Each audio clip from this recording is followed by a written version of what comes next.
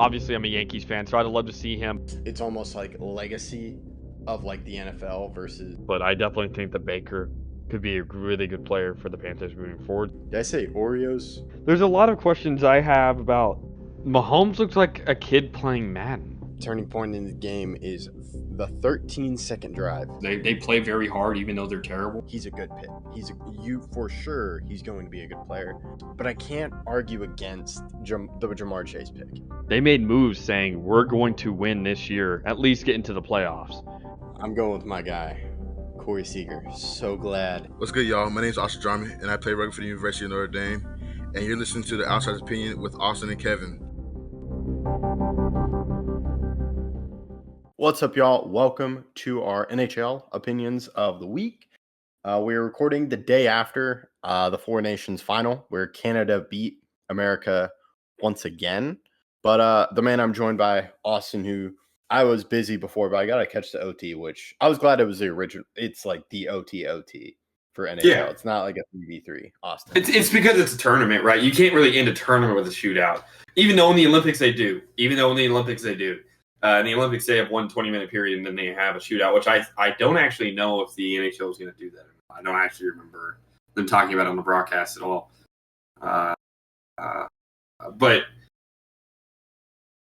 that was probably the biggest moment in the NHL in a very long time. If we're talking about like viewership, I mean, it was significant, and it was just out of the blue, like, hey, let's just do this instead of the All-Star game, and it was amazing. There was 4 teams. The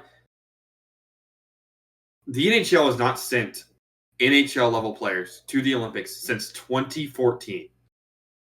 The last time they sent NHL players was actually the 2016 World Cup of Hockey. That was the last time that NHL players were actually at one of those tournaments. And it's been missed. I think that's the bigger reason. You could kind of talk about it. You said that people were talking about how you go into your NBA tangent that you mentioned to me. Yeah, so ESPN, PK Subban, who's like one of the main NHL people on ESPN, was going pretty harsh on the NBA because you talk about. I agree, this was great for the NHL, and someone pointed out that it was perfect timing for the Four Nations, where you have guys fighting and like really giving it their all in this tournament versus the NBA All-Star game. My point, though, is that's not a fair comparison to what these tournaments are, because I'm like, the All-Star game is just an All-Star game, but you're playing for your country in the Four Nations, which I think is a great idea from the NHL, because players aren't just going to play a fun game or like risk everything. But I think like Tkachuk tried to play injured, or Matthew Tkachuk, because there are 2 Tkachuk for Americans. I was talking with friends and they kept on saying Tkachuk. I'm like, who are we talking about? I don't know who we're talking about right now. Yeah, someone. The Tkachuk that fought. They both fought. I don't know what we're talking about. And you could go like, well, the dad fought too, like in 1990. Yeah. But yeah, it was just kind of like, oh, well, the NHL is trying more. I'm like, well, it's a different circumstance. But I think it was a great idea. I will say that the NHL has always had that level of intensity, but the All-Star game's not enjoyable to watch still because it's just so bad. I mean, I just don't like All-Star games in general. There's not one Pro Bowl, MLB All-Star game, NBA All-Star game, NHL All-Star game that I care about, that I actually like. I want to watch that All-Star game. But it's been a while since I've actually thought about that. In this, I think for me, I've told you this before, I believe. I may have not, but I believe I told you this, that by far my favorite international team for the U.S. is the hockey team. And it's because in my lifetime, now the basketball is starting to get closer. It is. It is starting to get actually more competitive. But for the majority of my lifetime, we dominated every tournament. I guess when I was very, very young, we lost in 2004. But since then, since 2004, dominant in every tournament, right? There's not really been a question before this past Olympics that it was the USA. Of course, the USA was going to win. It got so bad that we weren't even sending our best players because we knew we were going to win. And then you have the NFL, which doesn't have they have like flag football, I think, coming to the Olympics, but I don't care. What is it called? What's the baseball one? Oh, it's not the World Cup of baseball. What's it called? World Baseball Classic. World Baseball Classic. There we go. That one's fun to watch, but at the same time, it's not the same intensity as it's fun. It's fun, but it's not like I feel the passion like we have to win. It's fun. It's fun. And it's also a significantly shorter tournament than the Olympics. But then you have NHL, and it is extremely competitive with about 4 or 5 other countries. And there's a lot of teams in it, and it is intense. There's actual hate between the countries. Like the USA, Russia, USA, Canada, serious. I know that Russia was not a part of the Four Nations, but those Olympics, when I've watched those games, serious rivalries. Like literal fighting. And that's what makes it so fun. It's just, there's genuine hate between a lot of those teams. And even like some of the teams that aren't even as good, right? Finland and Sweden, they hate each other. There's a lot of European rivalries as well. That those countries had the passion, and the USA is not guaranteed to win. It needs to be the USA is not guaranteed to win, and there's passion, and it's intense, and that's exactly what it is. Like I'm still waiting for the soccer team to actually become competitive, right? With everyone. Now, yes, they're not bad. They make the World Cup round 16 consistently, but has there ever been a serious thought? Could they win it? No, there hasn't been to this point. And while I do want them to win, there hasn't been that serious, they have a real chance to. And that's different with hockey, but also with hockey, Russia could win. And Sweden's really good. Sweden almost knocked out Canada. Sweden and Canada had the same amount of points in the Four Nations. They both had 5 points. So, I mean, Sweden's really good.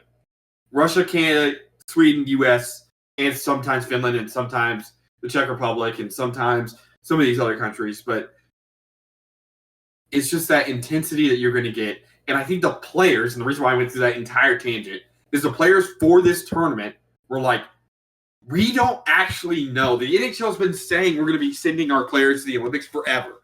Forever.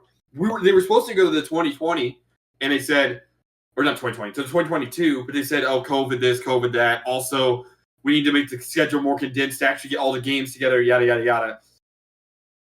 And the CBA and all the other stuff. But you don't know, actually. You actually don't know when you're going to get to play for your country again. And I think it's a breath of fresh air. Look, I don't like Canada as a hockey team because they're our rivals. It's kind of like a Boston Red Sox. It's not like I have an inherent problem with the Red Sox as a team. They're our rivals. It's not like the Astros. The Astros are just a whole different thing. But Boston's like an actual rivalry, which I just don't like them. It's not a personal vendetta, but I don't like them. But seeing Sidney Crosby in a Canada uniform again in my lifetime was healing. That felt good. That felt good to see him. Like, that's cool. I got to see McDavid and Crosby. They weren't on the same line, but they got to play together. And that's cool. That's cool. And, well, it sucks that the U.S. lost. It does. It basically was done by the Crosby of our time. McDavid had his Crosby moment. Now, Crosby's goal is in the Olympics, and this is the Four Nations, but you still get that intensity, and people are booing the U.S. national anthem, and there's a fight before the games. It's just, I love the intensity. I don't really see the hate between nations. I see the hate between teams. And it's, while there was extracurricular stuff that was causing some of the stuff, people this wasn't fabricated because of that. Canada and the U.S. don't like each other in hockey ever. They've never liked each other. They don't like each other. Because the Canada's always like, this is our sport. And the U.S. is like, no, it's not. And we're gonna prove it's not. And I'm excited for the 2026 Olympics. We'll do a in the future video after this. But this tournament it could not have been more successful. Yes, I think absolutely. And kind of talking about that, because like I'm still relatively new to hockey, but it is like it's Canada's Canada has that thing of to me it's like little brother, big brother. Like America, because someone asked me and I was like, because they beat, like there was those fights and America beat Canada, but then Canada, it's kind of been like, okay, you got that exhibition. When it really matters, we're gonna win. And I thought America. I was like, is America actually gonna do it? But before I was like, Canada's probably gonna win because I was looking at the line during OT and it was like McKinnon and Crosby were on the same line, right? Yeah, I think it was Marner, McKinnon, Crosby, and then it was like Cale Makar and another defender that I can't remember his name right now. And I'm like, that's insane. Like Crosby, McKinnon. It's always the Canada was the fact that they don't have good goaltending. Bennington's staying on his head. I'll give a props to him. He played amazing, but he's not known as a elite goaltender anymore. And so that was really going to be considered the difference. But he stood on his head in a couple moments. I mean, he made very, very clutch saves, and it allowed. Look, you didn't watch the game, but at the end of the third period, I'm like, this is not good. I think Canada's going to win this game. But then overtime started, and if you watch the whole overtime, the U.S. was a better team in overtime. And they couldn't get it done. Benton stood on his head, and then I may have said when McDavid received that puck, I may have said a couple of expletives because I knew that was not going well. Because he was wide open too. I think I kind of made the joke about Austin Matthews. I was like, well, I know how a Maple Leafs fan feel because that's kind of, I think, the reputation. I did see a lot of memes about Austin Matthews losing in TD Garden. I've seen that before because it was in Boston. He was in Boston, which you pointed out with Bennington. Yes, annoying with 2019. Yes. But Bennington stands on his head in Boston, and Austin Matthews can't get it done. Now, Austin Matthews was the best player on the ice during this game. Don't get it twisted. He had 2 primary assists and was playing out of his mind in this game. But he misses the opportunity in overtime. He could have scored. And then he had a bad last shift. And it kind of was part of the problem that led to the McDavid goal. But yeah, just kind of going like it's – yeah, and I didn't – like there were other stuff happening to where, but it's no like this is our sport. We're better at it, and like they've won. I kind of compare it to soccer with like England, it's coming home, except it actually happens with Canada and hockey. Like England hasn't won the World Cup in a long time. Yeah, but and going into OT, find it funny because one of these big games happens. Everyone's like, "Oh, I love the NHL," or "I'm finally into it." Or I saw videos of like a guy very passionately singing the national anthem at the game. It's like me watching the Four Nations after not knowing what hockey was 7 days ago. And I'm like, yeah, that's funny. It is funny, but are they actually going to stick with the sport? That's what I don't know, right? I always find it's like this is an American sport, in my opinion. Like not because it was created in Canada, obviously, but that intensity, the want to fight. I feel like that's American. I feel like wanting to fight the other team because you're mad is a pretty American thing to do. So I find it kind of hard to believe that people don't enjoy watching the sport a little bit more because, I mean, the NHL playoffs are one of my favorite playoffs every year. The Olympics, the hockey Olympics are my favorite Olympic sport by far. It's not even close. Just because of this intensity. Like they are willing, and this is not hyperbole, to die on the ice. I mean, I have vivid memories of Bergeron playing with a torn ligament in his shoulder and also broken ribs at the same time. And it's like, and he's still playing well. And I'm like, I had no idea how this guy's skating, let alone playing well. I mean, there's obviously the Tyler Seguin stuff that you know after he came back and played during the Cup run for the Stars back in 2021. Something was torn off his hip. Like, I think it may have been a hamstring, but there was something to where it was like torn off his hip, which is... Yeah, I've seen people play with broken legs, broken feet. Yeah. Chara had his jaw restructured and then came back the next game with a cage on. It's they live the sport's truly it's to the death. It is. Yeah. And that's why I really enjoy watching it.